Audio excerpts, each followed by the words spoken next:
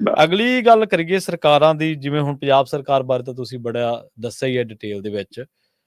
ਸਰਕਾਰਾਂ ਕੋਲੇ ਸਾਰਾ ਅੰਕੜਾ ਹੁੰਦਾ। ਉਹ ਗੱਲ ਵੱਖਰੀ ਹੈ ਕਿ ਕਈ ਵਾਰੀ ਲੋਕ ਰੋਹ ਇੰਨਾ ਕੁ ਪ੍ਰਚੰਡ ਹੋ ਜਾਂਦਾ ਵੀ ਸਰਕਾਰਾਂ ਦੀ ਜਿਹੜੀ ਕੈਲਕੂਲੇਸ਼ਨ ਆ ਉਹ ਫਿੱਕੀ ਵੀ ਪੈ ਜਾਂਦੀ ਹੈ। ਆਪਾਂ ਦੇਖਿਆ ਇਹ, ਉਹਨਾਂ ਦੇ ਸਾਰੇ ਮੈਥਮੈਟਿਕਸ ਜਿਹੜੇ ਨੇ ਉਹ ਫੇਲ ਸਾਬਤ ਹੋ ਜਾਂਦੇ ਨੇ।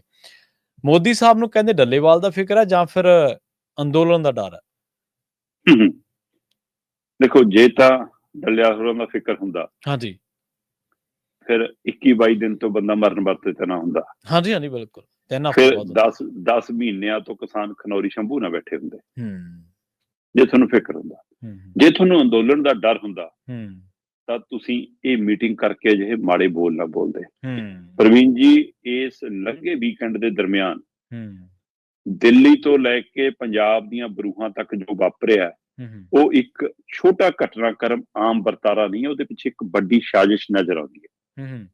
2 ਘਟਨਾਵਾਂ ਵਾਪਰੀਆਂ। ਕੇਂਦਰ ਦੇ ਨੁਮਾਇੰਦੇ, ਕੇਂਦਰ ਦੇ ਗ੍ਰਹਿ ਵਿਭਾਗ ਦੇ ਨੁਮਾਇੰਦੇ ਪੰਜਾਬ ਦੇ ਅਧਿਕਾਰੀਆਂ ਦੇ ਨਾਲ, ਪੁਲਿਸ ਤੰਤਰ ਦੇ ਅਧਿਕਾਰੀਆਂ ਦੇ ਨਾਲ ਖਨੌਰੀ ਬਾਰਡਰ ਮਿਲਣ ਆਉਂਦੇ ਨੇ ਡੱਲੇਵਾਲ ਹੋਰਾਂ ਨੂੰ। ਇੱਕ ਪਹਿਲੂ।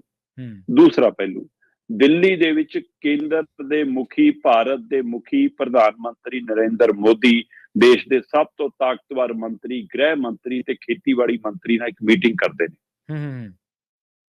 ਹੁਣ ਉਸ ਮੀਟਿੰਗ ਤੋਂ ਸੁਨੇਹਾ ਕੀ ਜਾਂਦਾ? ਲਓ ਜੀ, ਕਿਸਾਨਾਂ ਦਾ ਫਿਕਰ ਹੈ, ਮੋਦੀ ਜੀ ਮੀਟਿੰਗ ਕਰ ਰਹੇ ਨੇ। ਡੱਲੇਵਾਲ ਹੋਰਾਂ ਕੋਲ ਅਧਿਕਾਰੀਆਂ ਤੋਂ ਆਉਣ ਤੋਂ ਲੱਗਦਾ ਕਿ ਲਓ ਜੀ, ਅਧਿਕਾਰੀਆਂ ਨੇ ਜੀ ਸੁਪਰੀਮ ਕੋਰਟ ਦੇ ਕਹੇ ਤੇ, ਮੋਦੀ ਦੇ ਕਹੇ ਤੇ, ਲਓ ਜੀ ਡੱਲੇਵਾਲ ਨਾਲ ਗੱਲਬਾਤ ਕਰ ਲਈ, ਉਹਨਾਂ ਨੇ ਤਾਂ ਆਪਣਾ ਰੋਲ ਨਿਭਾਤਾ ਜੀ, ਇਹੀ ਜਿੱਦੀ ਨੇ। ਸੋ ਆਹ ਪ੍ਰਕਿਰਿਆ, ਇੱਕ ਦ੍ਰਿਸ਼ ਪੈਦਾ ਕੀਤਾ ਗਿਆ ਜੀ। ਪਰ ਇਹਨਾਂ ਦੋਵਾਂ ਦ੍ਰਿਸ਼ਾਂ ਦਾ ਅਸਲ ਸੱਚ ਕੀ ਆ, ਉਹ ਮੈਂ ਦੱਸਦਾ। ਕੇਂਦਰ ਦੇ ਨੁਮਾਇੰਦੇ ਆਏ, ਪੁਲਿਸ ਦੇ ਅਧਿਕਾਰੀ ਨਾਲ, ਡੀਜੀਪੀ ਨਾਲ ਸੀਗੇ ਜੀ, ਤੇ ਨਾਲ ਕੇਂਦਰ ਦੇ ਗ੍ਰਹਿ ਡਾਇਰੈਕਟਰ ਜਿਹੜੇ ਉਹ ਸੀਗੇ। ਇਹ ਆਪਣੀ ਪੂਰਾ ਲਾਲ ਲਸ਼ਕਰ ਲੈ ਕੇ ਆਏ। ਕਿਸਾਨਾਂ ਨੇ ਕਿਹਾ ਵੀ ਤੁਸੀਂ ਮਿਲੋ, ਇਹਨਾਂ ਨੂੰ ਨਹੀਂ ਜਾਣ ਦਿਆਂਗੇ। ਹੁਣ ਪੰਜਾਬ ਸਰਕਾਰ ਕਿਉਂ ਨਹੀਂ ਆਈ? ਨੁਮਾਇੰਦੇ ਕਿਉਂ ਨਹੀਂ ਆਏ? ਪੰਜਾਬ ਦੇ ਖੇਤੀਬਾੜੀ ਮੰਤਰੀ ਆ ਜਾਂਦੇ, ਗ੍ਰਹਿ ਮੰਤਰੀ ਆ ਜਾਂਦੇ, ਮੁੱਖ ਮੰਤਰੀ ਆ ਜਾਂਦੇ, ਹੈ ਨਾ। ਤੁਸੀਂ ਪੁਲਿਸ ਤੰਤਰ ਨੂੰ ਭੇਜ ਰਹੇ ਹੋ, ਤੰਤਰ ਜਿਹੜਾ ਡਾਂਗ ਵੀ ਭਰਾ ਰਿਹਾ, ਜਿਹੜਾ ਨਾਲ ਵੀ ਨਹੀਂ ਖੜ ਰਿਹਾ, ਤੇ ਉਸੇ ਨੂੰ ਤੁਸੀਂ ਕਹਿੰਦੇ ਹੋ ਗੱਲ ਵੀ ਉਹੀ ਨਿਬੇੜ ਦੂਗਾ। ਇਸੇ ਪ੍ਰਕਿਰਿਆ ਦੇ ਤਹਿਤ ਕੇਂਦਰ ਦਾ ਨੁਮਾਇੰਦਾ ਆਇਆ, ਕਹਿੰਦਾ ਜੀ ਮੈਂ ਤਾਂ ਸਮਝਣ ਆਇਆ ਤੁਹਾਡੀਆਂ ਮੰਗਾਂ ਕੀ ਨੇ। ਅੱਛਾ ਭਰਾਵਾ, ਜੇ ਤੂੰ ਸਮਝਣ ਆਇਆ ਤਾਂ ਤੇਰੇ ਜਿਹੜੇ ਮੰਤਰੀ 3-3 ਮੀਟਿੰਗਾਂ ਕਰ ਗਏ ਉਰੇ, ਉਹਨਾਂ ਨੂੰ ਸਮਝ ਨਹੀਂ ਆਈ? ਜਦੋਂ 12 ਮਹੀਨੇ ਦਿੱਲੀ ਬੈਠ ਕੇ ਆਏ ਤੇ ਇੰਨੀਆਂ ਮੀਟਿੰਗਾਂ ਹੋਈਆਂ, ਜਦ ਸਮਝ ਨਹੀਂ ਆਈ? ਅਜੇ ਤੱਕ ਤੁਹਾਨੂੰ ਕਿਸਾਨੀ ਮਸਲਾ ਹੀ ਸਮਝ ਨਹੀਂ ਆਇਆ, ਤੁਸੀਂ ਸਮਝਣਾ ਹੀ ਨਹੀਂ ਚਾਹੁੰਦੇ, ਜਾਂ ਤੁਹਾਡੀ ਸਮਝ ਹੈ ਹੀ ਨਹੀਂ। ਉਹ ਕੋਈ ਮਸਲਾ ਹੱਲ ਕਰਨੀ ਆਏ ਸੀ,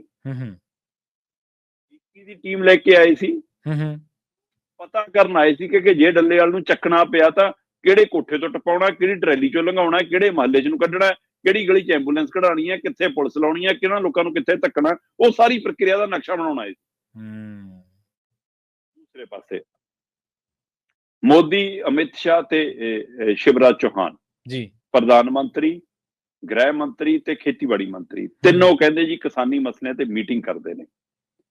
ਤੇ ਮੀਟਿੰਗ ਤੋਂ ਬਾਅਦ ਗ੍ਰਹਿ ਮੰਤਰੀ ਦੇ ਬੋਲ ਕੀ ਨੇ? 2 ਜਥੇਬੰਦੀਆਂ ਥੋੜਾ ਤੈਅ ਕਰਨਗੀਆਂ। ਪੂਰੇ ਦੇਸ਼ ਦਾ ਕਿਸਾਨ ਖੁਸ਼ ਵੀ ਹੈ ਤੇ ਸਾਡੇ ਨਾਲ ਵੀ ਹੈ। ਬਿਲਕੁਲ ਜੀ।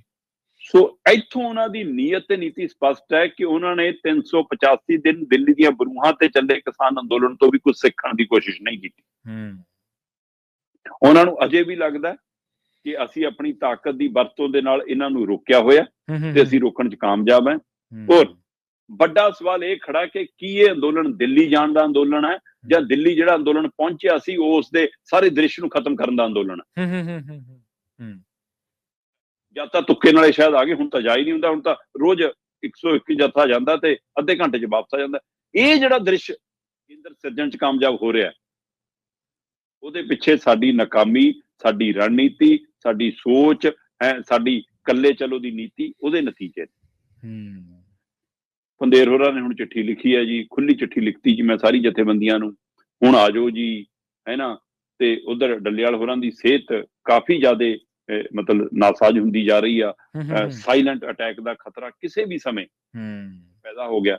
ਪਰ ਹੁਣ ਪਿਛਲੇ 3 ਦਿਨਾਂ ਤੋਂ ਨਾ ਪ੍ਰਵੀਨ ਜੀ ਲਾਈਨ ਲੱਗੀ ਪਈ ਆ VIP ਲੀਡਰਾਂ ਦੀ। ਅੱਛਾ, ਹਾਂਜੀ ਹਾਂਜੀ, ਉਹ ਲਾਈਨ ਨਹੀਂ ਟੁੱਟ ਰਹੀ। ਮਤਲਬ ਕਲਾਕਾਰ ਵੀ ਜਾਇਆ ਏ, ਟਕੈਤ ਤੇ ਹੋਰ ਕਿਸਾਨ ਆਗੂ ਵੀ ਜਾਇਆ ਏ, ਹੈ ਨਾ। ਅਮਤੋਜ ਮਾਨ, ਬੱਬੂ ਮਾਨ ਵੀ ਜਾਇਆ ਏ, ਜੀ ਉਹ ਤੋਂ ਬਾਅਦ ਕੁਝ ਮਤਲਬ ਸਿੱਖ ਆਗੂ, ਪੰਥਕ ਆਗੂ ਵੀ ਆਪਣੇ ਆਪ ਨੂੰ ਕੋਈ ਜਥੇਬੰਦੀਆਂ ਦੇ ਨੁਮਾਇੰਦੇ, ਨਿਹੰਗਾਂ ਦੇ ਨੁਮਾਇੰਦੇ ਸਾਰੇ ਜਾਏ। ਤੇ ਇਹਦੇ ਵਿੱਚ ਹੁਣ ਖੜਾ ਹੈ, ਇਹਦੇ ਵਿੱਚ ਪ੍ਰਤਾਪ ਬਾਜਵਾ ਵੀ ਜਾਇਆ ਆ, ਇਹਦੇ ਵਿੱਚ ਰਾਜਾ ਵੜਿੰਗ ਵੀ ਜਾਇਆ, ਇਹ 'ਚ ਮਾਲਵਿੰਦਰ ਕੰਗ ਵੀ ਜਾਇਆ। ਲਓ ਜੀ, ਲੱਗੀ ਹਾਜ਼ਰੀ। ਖਨੌਰੀ ਸ਼ੰਭੂ ਬਾਰਡਰ ਤੇ ਜਿਹੜਾ ਅੰਦੋਲਨ ਚੱਲ ਰਿਹਾ, ਉੱਥੇ ਵੀ ਦਿੱਲੀ ਵਾਲੇ ਫਾਰਮੂਲੇ ਤੇ ਕਿਸੇ ਸਿਆਸਤਦਾਨ ਨੂੰ ਸਟੇਜ ਨਹੀਂ ਮਿਲੂਗੀ, ਮਾਈਕ ਨਹੀਂ ਮਿਲੂਗਾ। ਤੁਹਾਨੂੰ ਸਟੇਜ ਤੇ ਮਾਈਕ ਤੋਂ ਇਨਕਾਰ ਹੈ, ਪੰਡਾਲ ਤੋਂ ਤਾਂ ਨਹੀਂ ਇਨਕਾਰ ਹੈ। ਸਹੀ, ਬਹਿ ਜਾਂਦੇ ਪੰਡਾਲ 'ਚ ਜਾ ਕੇ। ਪੰਜਾਬ 'ਚ ਲਾਮਬੰਦੀ ਕਰਨ ਤੇ ਤਾਂ ਨਹੀਂ ਇਨਕਾਰ। ਇੱਕ ਟੈਂਟ ਲਾ ਕੇ ਤੁਸੀਂ ਬੈਠ ਕੇ ਦੇਖ ਲਓ। ਤੁਹਾਡੀ ਗੱਲ ਦਰੁਸਤ ਹੈ ਕਿ ਤੁਹਾਡੇ ਕੋਲ ਪਾਰਟੀ ਸਟਰਕਚਰ ਹੈਗਾ, ਢਾਂਚਾ ਹੈਗਾ, ਤੁਸੀਂ ਸਿਰਫ ਵੋਟਾਂ ਲਈ ਉਹ ਰੈਲੀਆਂ ਕਰਨੀਆਂ, ਪੰਜਾਬ ਦੇ ਮੁੱਦਿਆਂ ਤੇ ਕੋਈ ਰੈਲੀ ਨਹੀਂ। ਬਿਲਕੁਲ ਸਹੀ, ਬਿਲਕੁਲ। ਮੁੱਦੇ ਤੇ ਕਦੇ ਕੋਈ ਬੈਠਕ ਨਹੀਂ। ਮਤਲਬ ਕਿ ਪੰਜਾਬ ਦਾ ਮੁਖੀ ਨਹੀਂ ਸਰਬ ਪਾਰਟੀ ਮੀਟਿੰਗ ਬੁਲਾਉਂਦਾ ਤਾਂ ਵਿਰੋਧੀ ਧਿਰ ਦਾ ਲੀਡਰ ਬੁਲਾ ਲਵੇ। ਕਿਉਂ ਨਹੀਂ ਇਸ ਮਸਲੇ ਤੇ ਆਉਂਦੇ?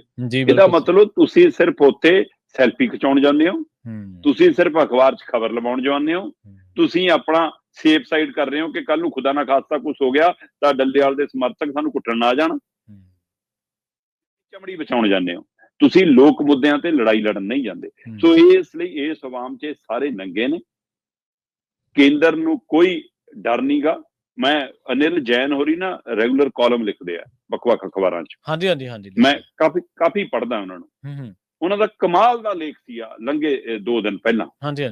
ਉਹ ਕਹਿੰਦੇ ਵੀ ਕਿਸਾਨਾਂ ਨੂੰ ਦਿੱਲੀ ਜਾਣ ਲਈ ਕਿਸੇ ਦੀ ਇਜਾਜ਼ਤ ਦੀ ਲੋੜ ਨਹੀਂ। ਉਹਨਾਂ ਦਾ ਇਹ ਸਰਲੇਖ ਸੀ, ਉਹਦੇ ਵਿੱਚ ਉਹਨਾਂ ਨੇ ਇੱਕ ਬੜਾ ਨੁਕਤਾ ਸਾਂਝਾ ਕੀਤਾ। ਉਹ ਕਹਿੰਦੇ ਵੀ ਜੇ ਤਾਂ ਕੋਈ ਕੇਂਦਰ ਨੇ ਨਿਯਮ ਬਣਾਇਆ ਕਿ ਦਿੱਲੀ ਆਉਣ ਤੋਂ ਪਹਿਲਾਂ ਮਨਜ਼ੂਰੀ ਦੀ ਲੋੜ ਹੈ, ਇਹਨਾਂ ਤੋਂ ਮਨਜ਼ੂਰੀ ਮੰਗਣ ਦੀ ਬਜਾਏ ਹਰਿਆਣਾ ਉਹ ਨਿਯਮ ਦਿਖਾਵੇ।